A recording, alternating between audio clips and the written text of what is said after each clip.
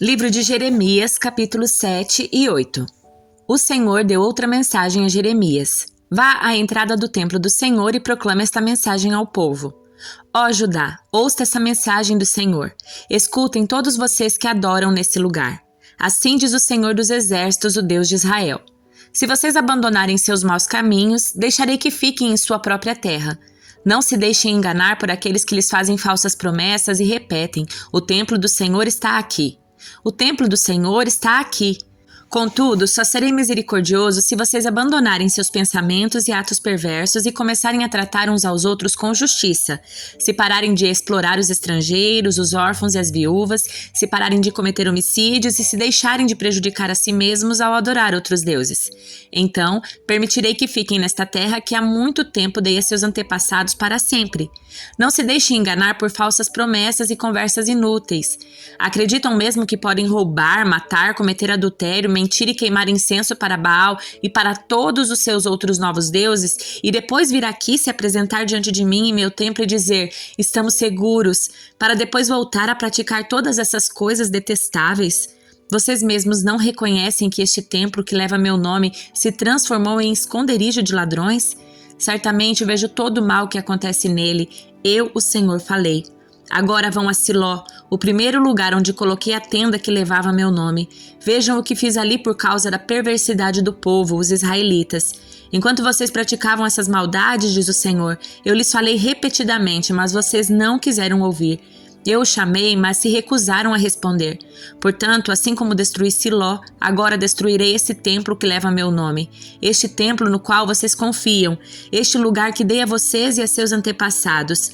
Expulsarei vocês da minha presença e os enviarei para longe, como fiz com seus parentes, o povo de Israel. Jeremias, não interceda mais por este povo, não chore nem faça orações por eles e não suplique para que eu os ajude, pois não ouvirei. Não vê o que fazem nas cidades de Judá e nas ruas de Jerusalém? Veja como as crianças juntam lenha e os pais acendem fogo para os sacrifícios. Veja como as mulheres preparam a massa e fazem bolos para a rainha dos céus. Além disso, apresentam ofertas derramadas para outros deuses. Tenho razão para estar tão irado. Acaso é a mim que eles prejudicam? Pergunta o Senhor. Na verdade, prejudicam a si mesmos para a sua própria vergonha. Portanto, assim diz o Senhor soberano: derramarei minha ira ardente sobre este lugar. Seus habitantes, seus animais, suas árvores e suas colheitas serão consumidos pelo fogo da minha ira que ninguém pode apagar. Assim diz o Senhor dos Exércitos, o Deus de Israel. Peguem seus holocaustos e demais sacrifícios e comam a carne vocês mesmos. Quando tirei seus antepassados do Egito, não eram ofertas e holocaustos que eu queria deles. Esta foi minha ordem. Obedeçam ao que digo e serei o seu Deus, e vocês serão meu povo.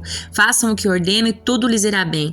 Meu povo, porém, não me deu ouvidos, continuaram a fazer o que bem queriam e a seguir os desejos teimosos do seu coração perverso.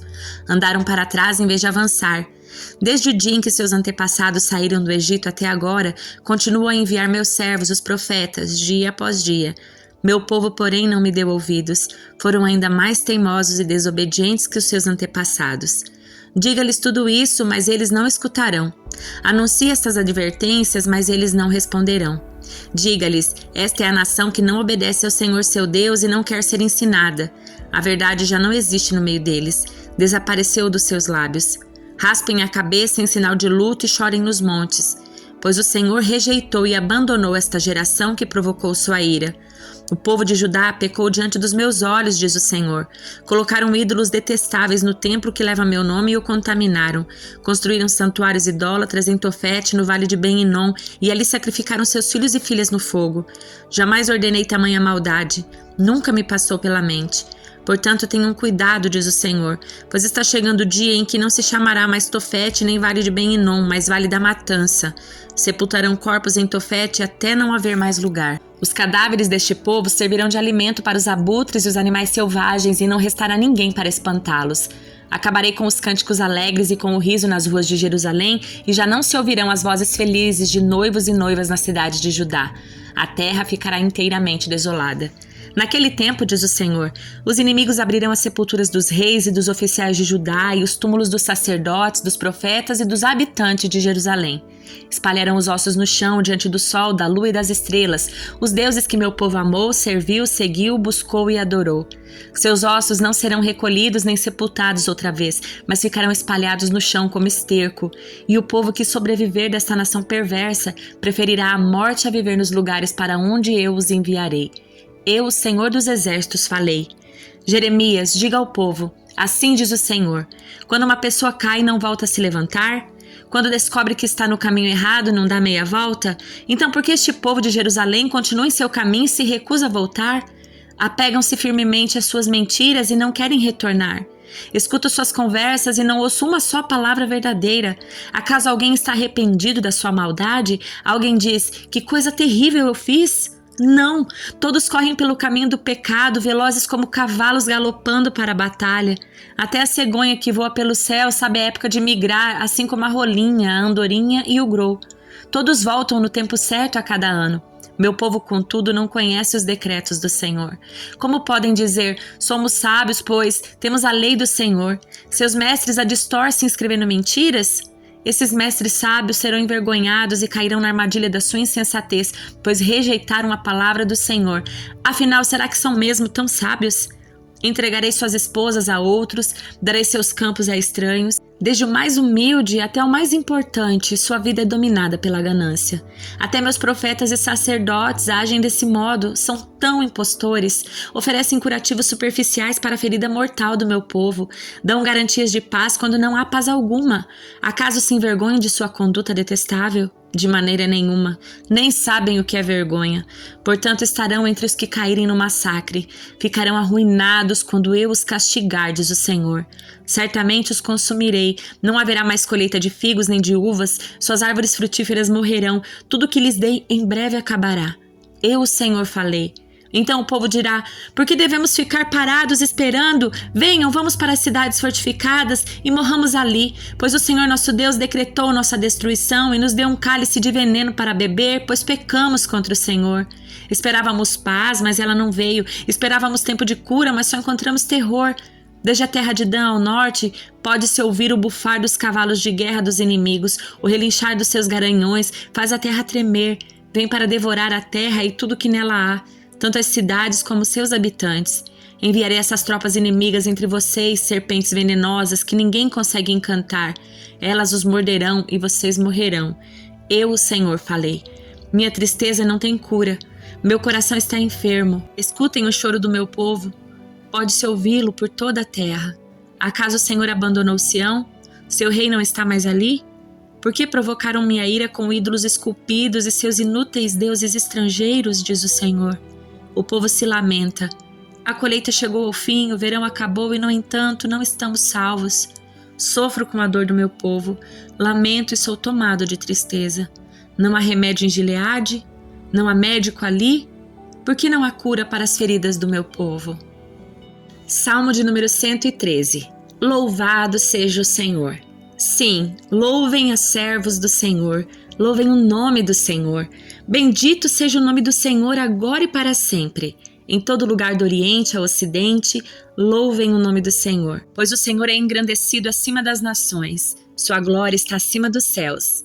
Quem se compara ao Senhor nosso Deus entronizado nas alturas?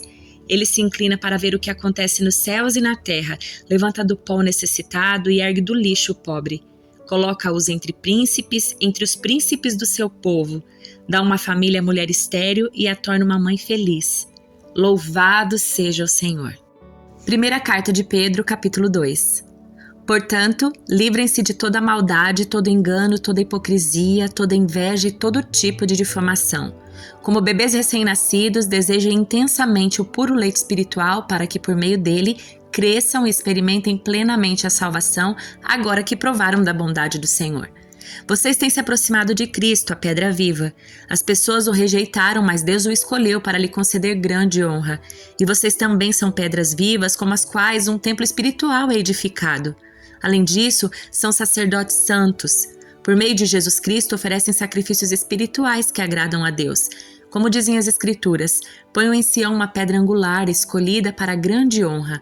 Quem confiar nela jamais será envergonhado. Sim, vocês, os que creem, reconhecem a honra que lhe é devida, mas para os que não creem, a pedra que os construtores rejeitaram se tornou a pedra angular. E também, ele é a pedra de tropeço, rocha que faz as pessoas caírem. Tropeçam porque não obedecem à palavra e, portanto, deparam com um destino planejado para elas. Vocês, porém, são povo escolhido, reino de sacerdotes, nação santa, propriedade exclusiva de Deus. Assim, vocês podem mostrar às pessoas como é admirável aquele que o chamou das trevas para sua maravilhosa luz. Antes, vocês não tinham identidade como povo, agora são povo de Deus. Antes, não haviam recebido misericórdia, agora receberam misericórdia de Deus. Amados, eu os advirto como peregrinos estrangeiros que são, a manter distância dos desejos carnais que lutam contra a alma. Procurem viver de maneira exemplar entre os que não creem. Assim, mesmo que eles os acusem de praticar o mal, verão seu comportamento correto e darão glória a Deus quando ele julgar o mundo. Por causa do Senhor, submetam-se a todas as autoridades humanas, seja o rei como autoridade máxima, sejam os oficiais nomeados e enviados por ele para castigar os que fazem o mal e honrar os que fazem o bem. É da vontade de Deus que, pela prática do bem, vocês calem os ignorantes que os acusam falsamente, pois vocês são livres e, no entanto, são escravos de Deus. Não usem sua liberdade como desculpa para fazer o mal. Tratem todos com respeito e amem seus irmãos em Cristo. Temam a Deus e respeitem o Rei. Vocês, escravos, submetam-se a seu Senhor com todo respeito. Façam o que ele mandar, não apenas se for bondoso e amável, mas até mesmo se for cruel. Porque Deus se agrada de vocês quando, conscientes da vontade dele, suportam com paciência o tratamento injusto. Claro que não há mérito algum em ser paciente quando são açoitados por terem feito mal, mas se sofrem por terem feito o bem e suportam com paciência, Deus se agrada de vocês. Porque Deus os chamou para fazerem o bem, mesmo que isso resulte em sofrimento, porque Cristo sofreu por vocês. Ele é seu exemplo, sigam seus passos. Ele nunca pecou nem enganou ninguém. Não revidou quando foi insultado, nem ameaçou se vingar quando sofreu, mas deixou seu caso nas mãos de Deus, que sempre julga com justiça. Ele mesmo carregou nossos pecados em seu corpo na cruz, a fim de que morrêssemos para o pecado e vivêssemos para a justiça. Por suas feridas somos curados. Vocês eram como ovelhas desgarradas, mas agora voltaram para o pastor, o guardião da sua alma.